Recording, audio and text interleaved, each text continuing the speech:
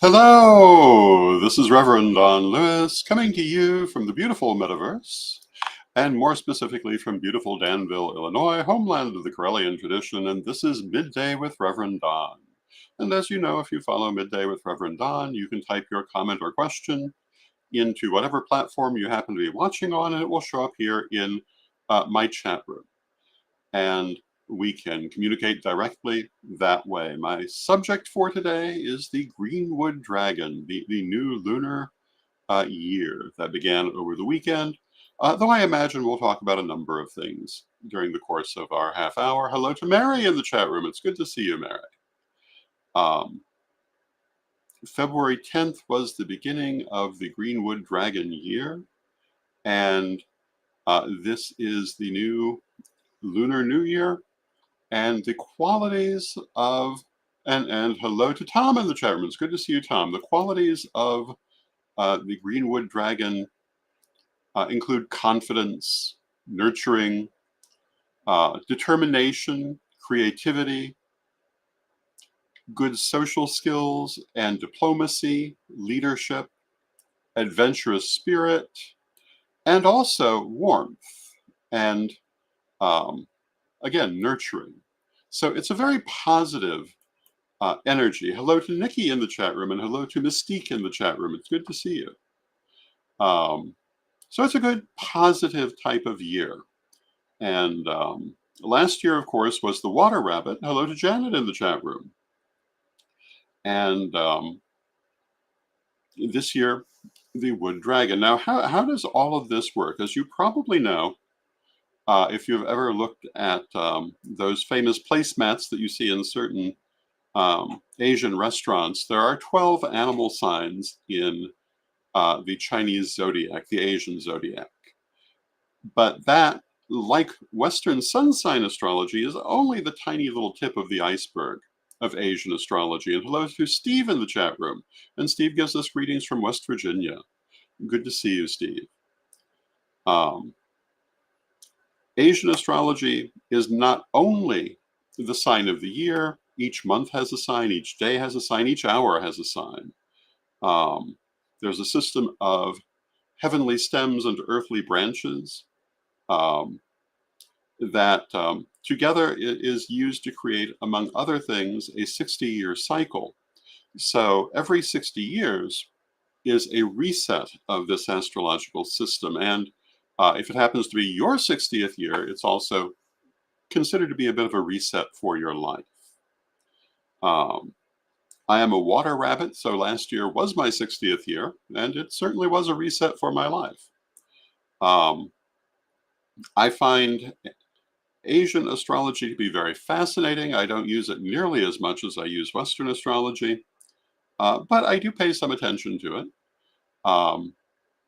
This year, again, is the wood dragon. In Asian astrology, they use the 5 elements that are used in traditional Asian metaphysics and the 12 animal signs. And wood is a positive, nurturing element. And Steve says, glad to be here. And thanks for all you do. Thank you, Steve. We're glad to have you. And this is part of why the wood dragon, the green wood dragon, is a particularly caring and diplomatic dragon. But dragons in general in Asian astrology are a very positive sign. The way historically that Europe looked at dragons versus Asia was very, very different. In Asia, dragons have generally been a positive symbol, a symbol of wisdom and leadership, whereas in the West, they have often been a symbol of chaos and destruction. Now, that has changed quite a bit in the last century or so, and people today often in the West see dragons in a very positive light, which is in many ways a new thing. Hello to Mary in the chat room. It's good to see you, Mary. And it's interesting to see the different ways that dragons have been viewed. And of course, if you're active in Western metaphysics, you probably know there's a whole school of dragon magic that some people practice. And they work with what they believe to be dragon spirits. And I spoke about this quite a bit on my old vlog.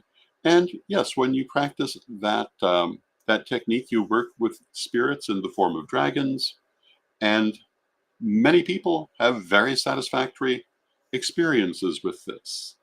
There are a number of books on the subject, and it has really changed, I think, the way that the idea of the dragon is perceived in Western thought. And hello to Jason in the chat room. Good to see you, Jason. But in Eastern thought, the dragon was always perceived as very positive. One of the things that I think people probably don't realize is that the idea of what are commonly called dragons are found all over the world. There are Native American dragons, such as the Uktana or the Piasa, who are not exactly the same as European dragons. They're very similar in a lot of ways to Asian dragons. And in other ways, they're very much their own thing. But they tend to be that same kind of energy. And some people work with these. It is a very interesting mythos around the world. Some people would say that the feathered serpent associated with Quetzalcoatl in Mexica mythology is an example of a dragon. It is a very, very old strain of thought. Some people think that the idea of dragons in human thought was influenced by finding the bones of dinosaurs, and this could be. We know that ancient people did encounter these skeletons from time to time and did not interpret them the way we do. I saw a story recently which is certainly not news. I've known about it for many years, but I saw it floating around recently about how the idea of the Cyclops in Greek mythology is believed to have been started by ancient Greeks finding the bones of prehistoric elephants, whose skulls give the appearance of a single eye in the center, even though that was actually where the trunk connected. And there are, in fact, ancient tombs where these skeletons were reinterred with the identity of being prehistoric heroes from Greek mythology, because that's how they interpreted them. It's very interesting to see how people interpret things differently. The griffin is thought to have been inspired by skeletons of, I believe, Triceratops. And this too has been backed up by examples of this identified in ancient sources as griffins. Ancient people were not less interested in antiquities than we are, but they didn't necessarily experience them through the same light. And hello to April in the chat room. And it's good to see you, April. It's very interesting to look at how culture and its attitudes have changed and to wonder how it's going to change in coming centuries.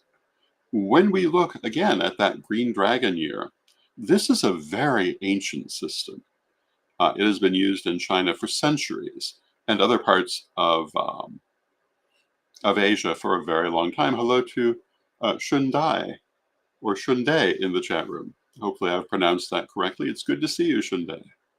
And hello to Becca in the chat room. It's good to see you. And like Western astrology, Asian astrology, very old and very complex, because anything that old is going to be complex. Now, if you're familiar with my books and you've read the Second Degree book, you'll see a quite in-depth examination of the Asian astrological system with talk about all of the different parts. I'm not going to do that in this half hour because, well, one, we're well into our half hour, but I have written about it at some extent and probably will more in the future, as well as ideas that are connected to it, such as the Bagua. If you're not familiar with the Bagua, these are the 8 trigrams on which many aspects of Asian thought are based. And you can see them arranged in a circle very often in the practice of feng shui. The Yi Jing is based on every possible combination of the Bagua. And the Yi Jing is a very fascinating form of divination. It is said to have been created by King Wen, and then um, the first written interpretation of it was done by his son. Of course, whether that's true or merely mythology is so far in the past that one can't really say, but it certainly could be true. The idea of taking the bagua, which again are um, archetypes of thought, and combining them in different ways to understand them better and to divine from them is a natural human thought that it's not surprising a person would do. And hello to Elizabeth in the chat room. And Elizabeth asks, how do you spell bagua? Um, if I remember correctly, it's B-A-G, first word, second word, G-U-A, bagua. Um, and I think you should be able to find it easily that way. And I beg your pardon, it's B-A-G-U-A. And it can be spelled as a single word. So B-A-G-U-A, one word or two words, depending on whether you're using Pinyin Chinese or some other form. And there are other transliterations as well that are no longer as current. But if you want to learn more about this, it should be quite easy to find it online and learn more about it, or get the second degree book and learn more about it there. Um, each of the bagua has its own special qualities, and they're usually associated with the idea of a family. There is the mother and the father, and the three brothers and the three sisters. And the father represents heaven, the skies, the cosmos. The mother represents the earth and manifestation. And it goes from there through the children in um, an analyzation of the qualities that go into these things. And Elizabeth says, oh, yes, it took me right to the I Ching and all of that. And Elizabeth says, I love how you cover so many topics. Well, you know, getting back to Western astrology, we were talking the other day. I am a Gemini, but I don't normally strike people as a Gemini. But one definite Gemini trait I have is that I am very broad in my studies, always have been. If something interests me, I study it because I want to understand it, I want to know it. And, um, and so naturally, I've studied many things, so I'll talk about many things. And I find it fascinating not only to see the differences in how people have addressed their understanding of the universe, but the similarities. And these days, it's far more fashionable to address the differences, and there certainly are many. But there are also many similarities, which I believe that we should not ignore. I believe that our relationship to the universe, at a certain level, is universal. It's something that is inside us and is part of our nature. And how we interact with certain archetypes, certain paradigms, certain understandings is going to be similar in all of our experience, just like our facial expressions have been observed to be, in certain cases, pretty uniform in many different cultures that have had no connection for a very long time. But a smile usually means the same thing. A frown usually means more or less the same thing. It's part of our nature. And I find that knowing this and studying these similarities adds a certain understanding, can also lead to misunderstandings as well. One of the ones I find very interesting is people like to talk about how you find pyramids all over the world, and you do.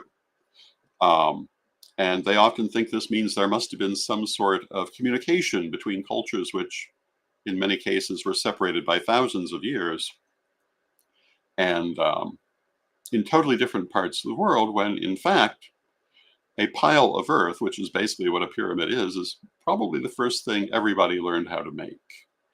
Um, yes, of course, they somewhat resemble each other. They also often don't.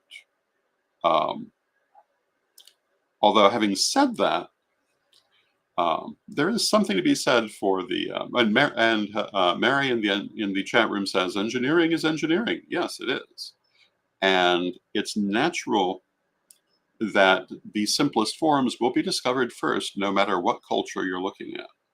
Now, having said that, I am also somewhat a believer in pyramid power, which, if you can remember, the 1970s was a big deal then, and still is in some circles. Um, and I, because I'm a believer in geometric magic, I do believe that this shape has certain qualities and certain um, things that it does. But the whole ancient alien connection thing is not generally one that I tend to endorse. I tend to think that a certain amount of that is based on the idea that people were far more primitive than they were, and particularly it tends to be associated with cultures outside of Europe, which do I really need to say anything about that? Um, I think that the truth is people were far more advanced in what they were able to do than we sometimes like to give them credit for. I saw a post the other day asking how the Egyptians could possibly have raised the heavy obelisks that they obviously frequently raised.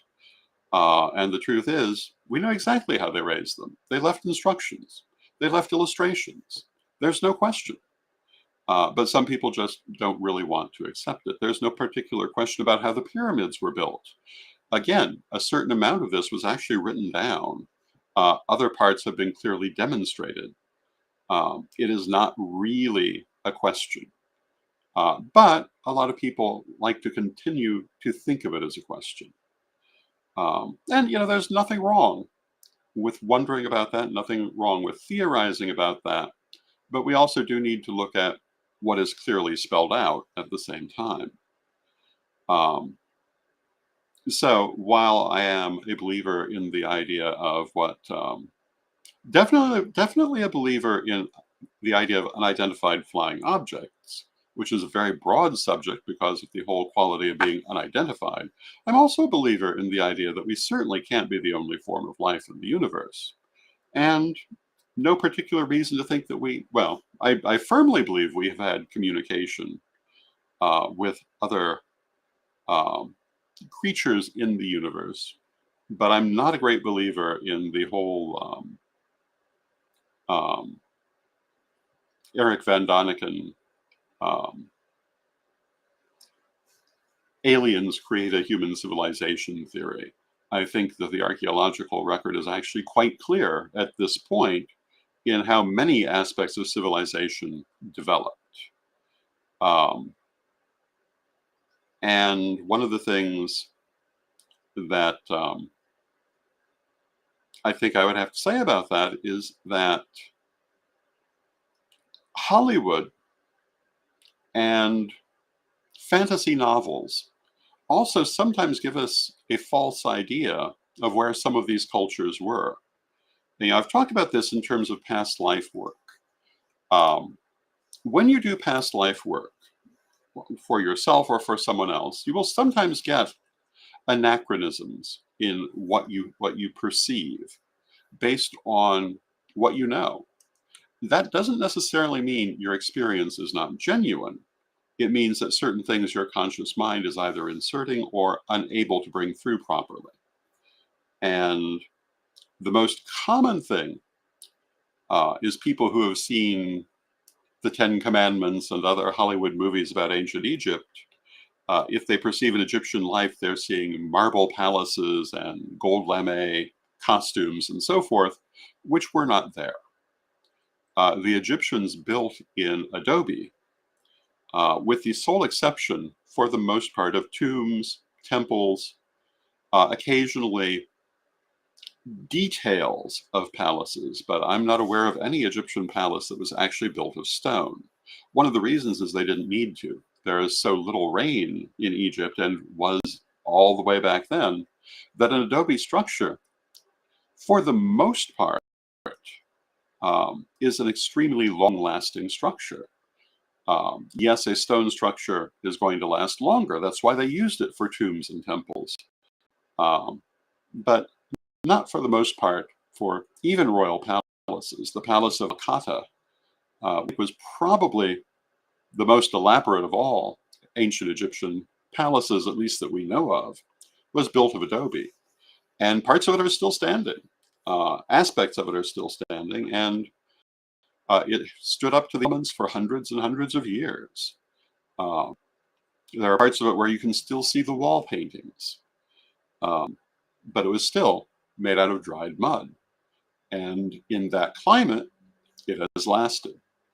Um, but when the Egyptians wanted something to last forever, they used stone. And that, and of course, they used it extensively in their sculptures. And there are many Egyptian sculptures that are made of stone. And every now and then you'll see a post somewhere saying, um, this ancient Egyptian sculpture is made of X stone, which is one of the hardest stones on earth. And even today, we can barely cut it. And that's not true. Usually they're referring to basalt, which certainly has been able to be carved throughout human history and is not one of the hardest stones in existence. But the Egyptians were masters of sculpture. Um, and they did wonderful work. And if you have the chance to see Egyptian wooden sculpture, far less of which survives, it was even more realistic, even more impressive than their stone sculptures, because of course wood is more malleable. Um, and there's some beautiful surviving sculptures in wood because the Egyptian climate in certain cases has preserved it. And hello to Jeanette in the chat room. It's good to see you. And I want to take a moment to compliment your new hairstyle, which I saw on Facebook. Very flattering. Um, these are the kind of things that go through my Gemini mind.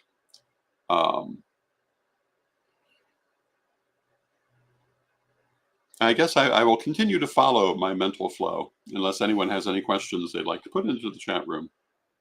Um, one of the things that I've noticed lately is an attempt to talk about what some of these ancient people looked like in real life and using AI to um, create a realistic portrait of them, when in fact the existing portraits are extremely realistic. I've seen this done repeatedly with Nefertiti, for example. The existing portraits of Nefertiti, the famous bust, but also several others that show exactly the same features, could hardly have been any more realistic than they are.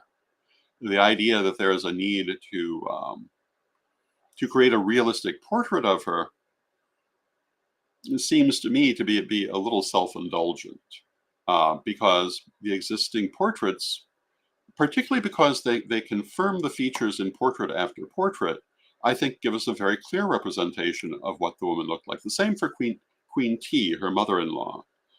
Not every representation of Queen T looks exactly the same, but a great many of them do. And we also have Queen T's body, which reflects the features that you do see in many of those portraits. So it seems odd to me that anyone would think we need a more realistic portrait of this woman when we have such realistic portraits which confirm her feature in portrait after portrait after portrait. And hello to Christine in the chat room. And Christine says, I finally found your live stream. I'm so glad, Christine. We do this 5 days a week. Occasionally there's a best of. It all depends what's happening. But we're happy to have you join us for the live podcast. And if you have any questions or any comments, feel free to add them um, to the chat room and we can discuss them. Now, I will say that there are other cases where trying to do a more realistic portrait of a historical person does make some sense. And one of the places, certainly some medieval and early Renaissance sculptures benefit from perhaps a more modern interpretation of looking at the person. Roman sculpture, although extremely realistic, for the most part has lost whatever color it once had, and usually they were colored at the time. And this does tend to make a colder portrait of the person. So, someone, for example, such as the Emperor Augustus, the Empress Livia, Nero, other Roman figures, I think doing more modern representations of them using the ancient ones as your base does repay the effort. But with the Egyptian sculptures, they are so realistically done in the first place. Um, I think in many cases, it doesn't make a lot of sense to think that you have to reinterpret them. The same is true of people from the late Renaissance, the Baroque period, of whom there are very realistic portraits in existence, some of them not at all flattering. So you can be relatively sure that you're looking at what they actually look like, because they surely would not have um, considered this portrait unnaturally flattering. But it's very interesting to see. Although I will have to say, I saw a very interesting post recently that compared 19th century portraits of prominent people to their photographs once photographs became available. And yeah, I would have to say the paintings tend to be rather flattering, but also the photographs tend to be rather unflattering. When you look at early photographs, um,